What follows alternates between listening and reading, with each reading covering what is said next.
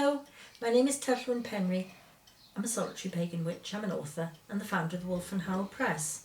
And today's little chat is about making magical things for ourselves, things we're going to use. I don't quite call them tools because I think it extends a little further than that.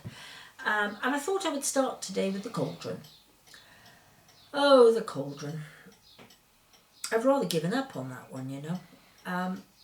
I get a little bit sort of baffled when people just put a candle inside the cauldron, because to me the cauldron is for cooking, for containing things, for bringing things forth. Only of course we can't cook with a cauldron these days.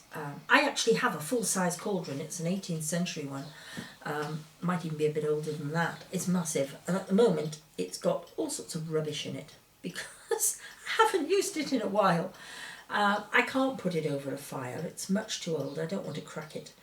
And if I can't get any kind of heat into it, what am I going to do?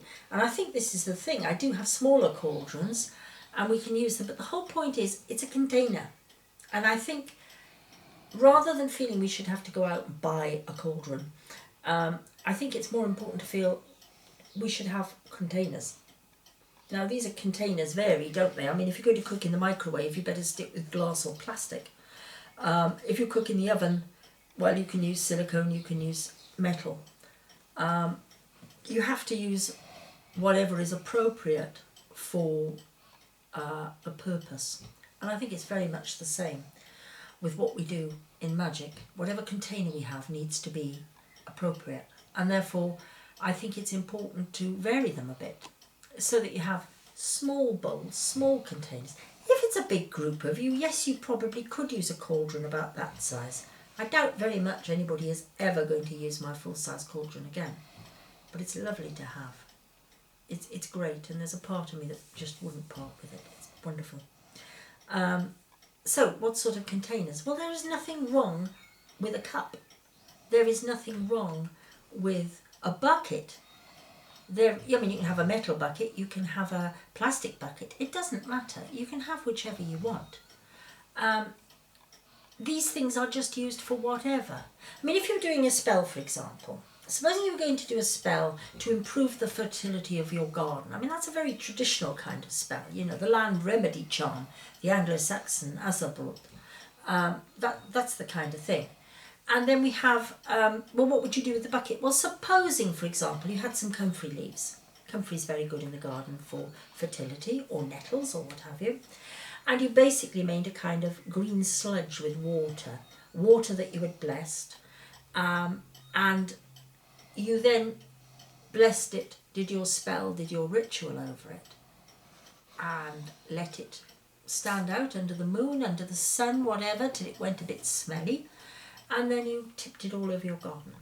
Well, you see, the bucket would be ideal. You don't need a cauldron for that. Bucket would be perfect. And I do recommend that we should be trying these different things, adapting modern spells, adapting different ideas.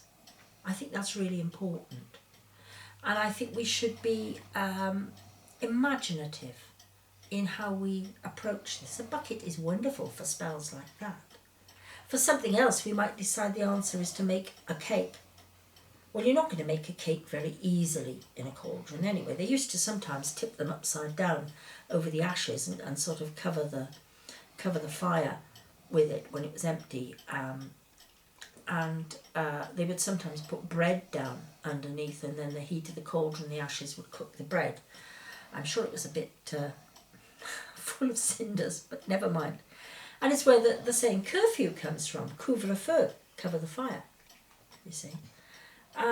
So, I mean, yes, that's another thing, you know, you could bake a cake and do that, but I would say bake your cake in the oven. Please don't struggle with a cauldron. It's not worth it. Have a metal container, if you must, and I know there are lots of witches who bake wonderful cakes, and if you must, have a special tin that you keep for these very special ritual cakes and don't use it for anything else. These are all modern cauldrons, if you like. And I hope I've given you a couple of ideas. It's just a thought. We'll deal with other kinds of tools again. But the cauldron is one that's terribly misunderstood. And I think we can have a lot more fun if we get away from the idea that we have to use our cauldron.